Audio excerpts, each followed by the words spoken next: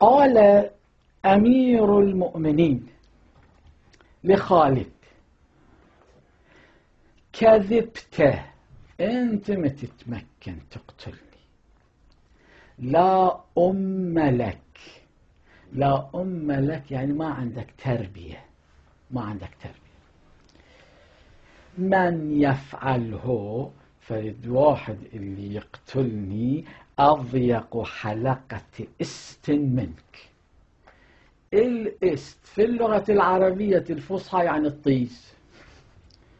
أمير المؤمنين يستعمل كلمة الطيس في مسجد رسول الله بمناسبة صلاة الفجر والناس مجتمعون. نعم، لأن يريد يبين واقع قبيح، لازم يختار إلي كلمة قبيحة.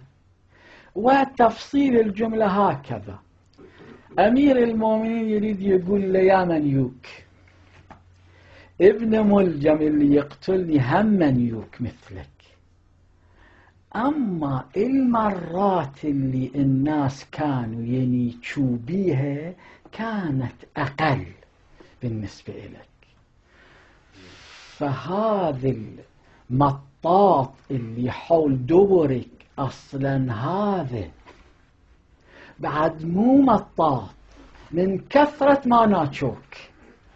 أما ابن ملجم لا، ناتشو بس قليل قليل، ذاك يقتلني. أما أنت لا، أنت ما تتمكن.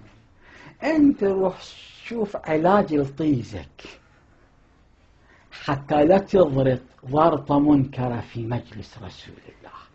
أما ابن ملجم لم يسجل التاريخ عليه ضرطة، لا في مسجد رسول الله ولا في مسجد الكوفة ولا في المسجد الحرام ولا في أي مسجد آخر.